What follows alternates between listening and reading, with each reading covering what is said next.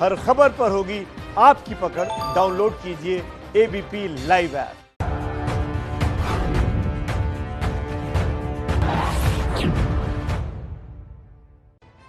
नमस्कार, स्वागत है आपका एबीपी न्यूज में। आपके साथ मैं हूं अखिलेश आनंद। आप देख रहे हैं एबीपी स्पेशल। राजस्थान की राजनीति में टेप कांड पर कोहराम मचा है। फोन कांड में केंद्रीय मंत्री तक का नाम उछला है। दूसरी तरफ कांग्रेस में पायलट और गहलोत गुट की लड़ाई सड़कों पर आ गई है। यह स्पेशल रिपोर्ट देखिए, राजस्थान की सियासी रंगबाजी। प्रियंका गांधी मुर्दाबाद, मुर्दाबाद, मुर्दाबाद। राहुल गांधी मुर्दाबाद, मुर्दाबाद, मुर्दाबाद। अशोक गहलोत मुर्दाबाद, मुर्दाबाद, मुर्दाबाद। सचिन पायलट जिंदाबाद, जिंदाबाद, जिंदाबाद। राजस्थान में कांग्रेस के अंदर का झगड़ा बाहर आकर सड़क पर गुल खिलाने लगा है। मुर्दाबाद, मुर्दाबाद, मुर्दाबाद। प्रियंका गांधी मुर्दाबाद, मुर्दाबाद, मुर्दाबाद। टीवी स्क्रीन पर जो वीडियो आप देख रहे हैं, वो वीडियो राजस्थान के सीकर का है। यहाँ सचिन पायलट के लिए लव यू के नारे लग रहे हैं और गहलोत का पुतला फूंका जा रहा है। I love you, I love you। Sachin Pilot, I love you। Sachin Pilot जिंदाबाद, जिंदाबाद, जिंदाबाद। इन तस्वीरों से जो बात निकलकर सामने आ रही है, वो ये कि राजस्थान में कांग्रेस का टूटना तय हो चुका है। प्रियंका गांधी मुर्दाबाद, मुर्दाबाद, मुर्दाबाद। अब दोनों कैंप एक दूसरे के खिलाफ तमाम दाव पेंच लगाकर शह और मात के खेल में जुटे हुए हैं। इस पूरे सियासी एपिसोड में अब एक टेप सामने आया है। कांग्रेस इस टेप को लेकर बीजेपी पर हमलावर है। कांग्रेस का आरोप है कि टेप में जो आवाज है वो केंद्रीय मंत्री गजेंद्र सिंह शेखावत की है। पहले टेप की बातचीत जानिए, फिर आगे बाकी चीजों से पर्दा उठाएंगे। हेलो। हाँ जी, हाँ जी। हाँ, गजेंद्र सिंह अर्ज करूँ महाराज। मैं बिना उम्र में बड़ा हूँ तो आशीर्वाद दे दूँ। बिल्कुल साहब। विजय भव, विजय भव। विजय, बिल्कुल आप सब मिलकर आपके आशीर्वाद से विजय होते हैं। बिल्कुल। हाँ साहब, मैं एक दो दिन में संख्या पूरी होती थी। बस बस बस वो संख्या पूरी हुई। यहाँ से गोदा जैसी अब तो कहीं है। मैं कल संजय जी ने भी बात करी। हाँ तो आपने 8-10 दिन को 10-15 दिन की इकट्ठे रहना चाहिए। सरकार राज तो रहे कौन से 12 में 15 दिन तक जो छोड़ दी जो लोग अपन के ना दे। नहीं, बात मैं भी समझूंगा। होटल से रात चाले को नहीं। हाँ, और संख्या बल है को नहीं। संख्या बल है कौन। और बाकी वो बात आप संजय जी होगी संजय की। वो मेरे बेटिश में ना वो नहीं। मैं बात कर रही हूँ। हाँ हाँ, मैं कर लूंगा बात। ठीक हो। हाँ तो मैं वो थे देख लिया। ठीक हो। कब यहाँ हम साफ कर दें कि एबीपी न्यूज इस टेप की प्राथमिकता की पुष्टि नहीं करता। कांग्रेस के आरोप के मुताबिक जल शक्ति मंत्री गजेंद्र सिंह शेखावत कांग्रेस के विधायक भंवर लाल से बात कर रहे हैं। वो भंवर लाल चुरू के सरदार शहर से 7 बार के विधायक हैं। भंवर लाल वही नेता हैं जिन्होंने साल 2014 में राहुल गांधी की आलोचना की थी, जिसके बाद उन्हें पार्टी से निकाल दिया गया था। राजस्थान में चुनाव से पहले कांग्रेस में फिर से लौटे थे। भंवर लाल अब इस टेप को फर्जी बता रहे हैं। मेरा जो ऑडियो वायरल हुआ है वो कतई फर्जी है। और मुख्यमंत्री का ओएसडी लोकेश शर्मा जगह जगह से एमएलए को दबाव में लेने के लिए अब मुख्यमंत्री जी हताशा में है। तो ये फर्जी ऑडियो तैयार करा के जगह जगह एमएलए जी के पास भेजता है। एमएलए से फर्जी ऑडियो तैयार करवाते हैं। ये न मेरी की आवाज है न मेरी की वार्ता हुई। ये टोटली फर्जी है। टेप के वायरल होने के बाद कांग्रेस ने भंवर लाल को सौदेबाजी में शामिल होने का आरोप लगाकर पार्टी से निलंबित करा दिया।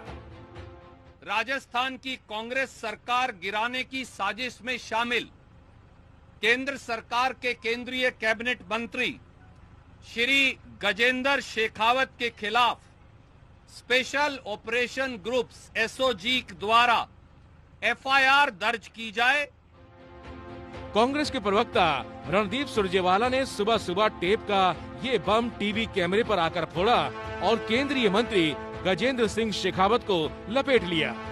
दिल्ली में गजेंद्र सिंह शेखावत ने मीडिया को घर पर बुलाया और टेप में अपनी आवाज होने के आरोपों को खारिज कर दिया। गजेंद्र सिंह शेखावत ने एबीपी न्यूज को बताया कि ऑडियो में मेरी आवाज नहीं है। किसी भी प्रकार की जांच के लिए मैं तैयार हूं। संजय जैन को नहीं जानता, पुलिस बुलाएगी तो जाऊंगा। हमारे रिपोर्टर मनीष शर्मा ने टेप की आवाज को लेकर राजस्थान बीजेपी के सीनियर नेता गुलाब चंद कटारिया से बात की। कटारिया का मानना है कि आवाज केंद्रीय मंत्री गजेंद्र सिंह शेखावत की नहीं है। मुझे तो उनकी आवाज नहीं लगती, मुझे तो नहीं लगती कम से कम। अब मैं एकदम इतना पुख्ता तो नहीं कह सकता हूँ, फिर भी सब प्रकार के आपके पास इंस्ट्रूमेंट है, सब प्रकार की बातें होती हैं। विषय की सच्चाई तक जाने तक धैर्य रखो। सवाल ये है कि गजेंद्र सिंह शेखावत का ही नाम क्यों लिया जा रहा है, तो इसका जवाब ये कि गजेंद्र सिंह शेखावत राजस्थान के जोधपुर से बीजेपी सांसद हैं। पायलट प्रकरण में गजेंद्र बीजेपी में सबसे ज्यादा सक्रिय दिखे। गजेंद्र ने पायलट को बीजेपी में आने का न्योता भी दिया था। हालांकि बीजेपी ने भी सामने आकर साफ कर दिया कि कांग्रेस के आरोप बेबुनियाद हैं। मीडिया के माध्यम से किस प्रकार से बेबुनियादी आरोप कांग्रेस पार्टी भारतीय जनता पार्टी के नेताओं के ऊपर और भारतीय जनता पार्टी के ऊपर राजस्थान में लगा रही है। भारतीय जनता पार्टी इन बेबुनियाद आरोपों को जो कांग्रेस पार्टी लगा रही है उनको सिरे से खारिज करती है। अब सवाल ये कि अगर टेप में आवाज केंद्रीय मंत्री गजेंद्र सिंह शेखावत की नहीं है तो फिर किस गजेंद्र की है? फिलहाल राजस्थान में इस टेप कांड को लेकर 2 मामले दर्ज किए गए हैं और जांच का दायरा बढ़ाया जा रहा है। लद्दाख दौरे पर पहुंचे रक्षा मंत्री राजनाथ सिंह ने चीन को साफ शब्दों में संदेश दे दिया है कि 1 इंच जमीन पर भी बुरी नजर न डाले। चीन की सीमा से भारत की ललकार देखिए।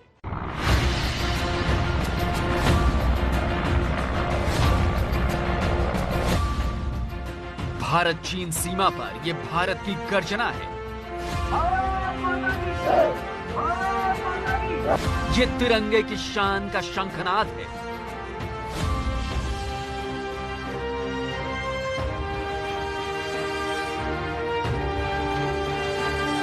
ये देश पर बुरी नजर रखने वालों को चेतावनी है। भारत की 1 इंच जमीन को भी दुनिया की कोई ताकत छू नहीं सकती, उस पर कब्जा नहीं कर सकती। सीमा से ये उस पार प्रहार है।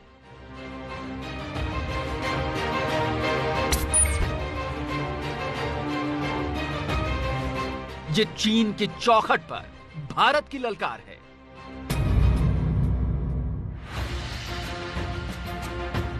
रक्षा मंत्री राजनाथ सिंह के लद्दाख पहुंचते ही जवानों का जोश आसमान की तरह हाई हो गया। राजनाथ सिंह जांबाजों का जोश बढ़ाने पहुंचे, लेकिन इस दौरे से जिनपिंग के खेमे में जरूर खलबली मच गई होगी। लद्दाख दौरे पर राजनाथ सिंह सबसे पहले स्ताकना पहुंचे, जहां देश के वीर जवानों ने शक्ति प्रदर्शन किया। 11,000 फीट की ऊंचाई पर सेना और वायुसेना के जवानों ने शौर्य का जो ट्रेलर दिखाया, उससे पूरी घाटी गूंज उठी।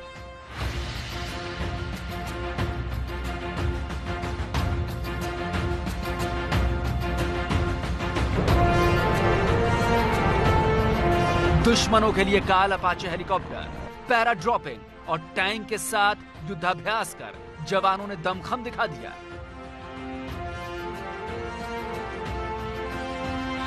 मरुभूमि के महारथियों के बीच पहुंचकर राजनाथ भी खुद को रोक नहीं पाए और पीका लाइट मशीन गन उठा ली।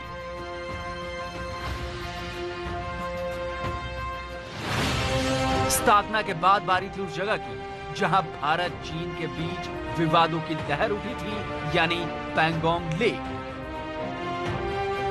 पैंगोंग लेक के ठीक बगल में लुकुंग पहुंचकर राजनाथ सिंह ने गलवान में शहीदों को याद करते हुए जवानों का हौसला बढ़ाया।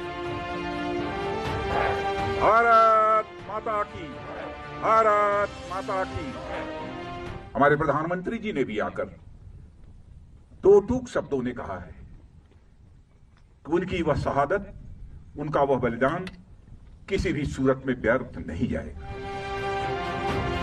राजनाथ सिंह बोल तो लद्दाख में रहे थे, लेकिन साफ संदेश बीजिंग में बैठे जिनपिंग के लिए था। जो कुछ अब तक की प्रगति हुई है बातचीत की,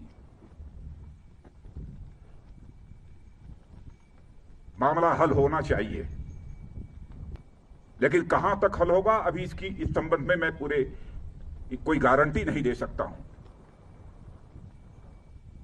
लेकिन मैं इतना यकीन दिलाना चाहता हूं कि भारत की 1 इंच जमीन को भी दुनिया की कोई ताकत छू नहीं सकती है, उस पर कब्जा नहीं कर सकती। लुकुंग में जहां राजनाथ सिंह जवानों से मुलाकात कर रहे हैं, वहां पीछे आपको पैंगोंग लेक साफ नजर आ जाएगा। लुकुंग से ही फिंगर एरिया और हॉट स्प्रिंग के लिए रास्ता जाता है, जहां भारत चीन के बीच विवाद है। करीब महीने भर पहले 15 जून को चीन ने गलवान घाटी में भारत की पीठ में छुरा घोंपकर हमारे 20 जवानों को शहीद कर दिया था। उसके बाद भारत के दबाव में चीन की हवा निकल गई और बैकफुट पर जाने को मजबूर हो गया। भारत के आक्रामक रुख की वजह से चीन घुटने पर आया है। 3 जुलाई को पीएम मोदी अचानक लेह के दौरे पर पहुंचे तो चीन में हाहाकार मच गया। आज राजनाथ सिंह ने भी साफ कर दिया कि देश का नेतृत्व मोदी के मजबूत हाथों में है। और मित्रों, भरोसा रखना, अब हमारा भारत ये कमजोर भारत नहीं है। भारत का एक सशक्त नेतृत्व है। नरेंद्र मोदी जैसा प्रधानमंत्री हमको मिला है, फैसला लेने वाला प्रधानमंत्री। भारत की कोशिश हमेशा से रही है कि बातचीत से बात बन जाए, लेकिन भूमाफिया चीन भरोसे के लायक नहीं है। विस्तारवादी विलेन चीन को भारत की तरफ से हर तरह से साफ संदेश दिया जा चुका है। चीन पहले लगातार अपने सैनिकों के वीडियो गेम जारी करके माहौल बनाने की कोशिश में जुटा था, लेकिन भारत की एक दहाड़ के बाद से जिनपिंग के जोकर दुबक गए। लद्दाख में चीन की चौखट पर भारत ने फिर एक बार अपनी ललकार से साफ कर दिया है कि छेड़ोगे तो छोड़ेंगे नहीं।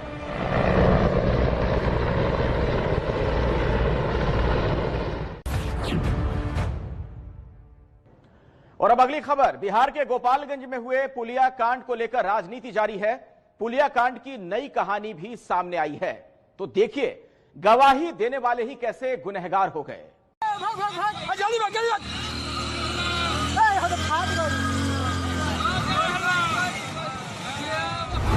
बिहार के पुल कांड का ये नया वीडियो सामने आया है। वीडियो उस वक्त का है जब बुधवार को पुलिया के आगे का हिस्सा टूटकर पानी में समा रहा था।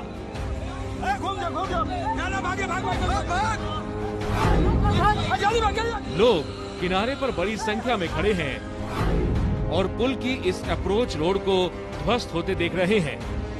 इस वीडियो के सामने आने से पहले आरजेडी के नेता तेजस्वी यादव ने सोशल मीडिया पर एक और वीडियो शेयर किया। इतना बड़ा पुल का निर्माण किया गया है, लेकिन इस पुल पे बोल्डर पिचिंग नहीं किया गया है, जिसके चलते ये लग रहा है कि आज नहीं तो कल ये पानी के दबाव पर आकर के ये पुल ध्वस्त हो सकता है। इस वीडियो में पुलिया के पास खड़े होकर एक शख्स बता रहा है कि कैसे गंडक का पानी मिट्टी को लील रहा है।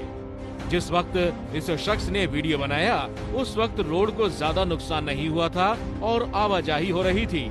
तेजस्वी यादव ने आरोप लगाया है कि ये अप्रोच रोड ढहने से पहले गांव वालों ने आशंका भी जाहिर की थी और ये भी बताया था कि ये कभी भी गिर सकता है, लेकिन प्रशासन ने उन पर ध्यान नहीं दिया। अब तेजस्वी यादव ये भी आरोप लगा रहे हैं कि प्रशासन अपनी नाकामी छिपाने के लिए गांव वालों के खिलाफ मुकदमे दर्ज कर रही है। तेजस्वी के आरोपों की हमने पड़ताल की तो पता चला कि इस पुलिया कांड को लेकर 3 अलग अलग मामले दर्ज कराए गए हैं। एबीपी न्यूज के पास उन तीनों मामलों की कॉपी मौजूद है। इंजीनियर का आरोप है कि गांव वालों ने ही रास्ते को जेसीबी से काट दिया। ठेकेदार का आरोप है कि जब मरम्मत का काम शुरू हुआ तो कुछ लोगों ने मजदूरों से गाली गलौज की। सीओ का आरोप है कि 16 जुलाई को उनके सामने ही लोगों ने लॉकडाउन तोड़कर उनके सामने नारेबाजी की। यानी तीनों ही एफआईआर में स्थानीय लोग, स्थानीय सामाजिक कार्यकर्ता और स्थानीय स्तर के जनप्रतिनिधि को पुलिया कांड के लिए जिम्मेदार ठहराने की कोशिश की गई है। भ्रष्टाचार के राजकुमार फर्जी आरोप लगाते हैं। ट्वीट उन्होंने किया कि पुल क्षतिग्रस्त हो गया। सच्चाई यह थी कि अप्रोच रोड में क्षति हुई थी, वह जल स्राव के चलते हुआ था, अत्यधिक जल स्राव के कारण। अब उन्होंने एक नया वीडियो डाला। वो वीडियो 2 दिन तक छिपाकर क्यों रखा? क्यों गुनाह ऐसा किया?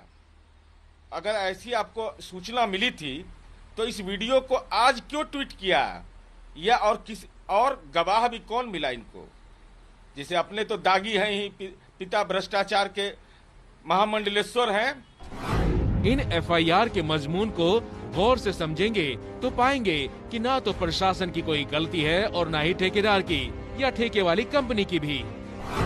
अगर वाकई में स्थानीय लोगों से ठेकेदार को कोई खतरा था तो पुलिस प्रशासन को पहले क्यों नहीं बताया गया? और अगर पुलिस प्रशासन को इसकी जानकारी दी गई थी तो फिर प्रशासन पुलिया के बहने का इंतजार क्यों करता रहा?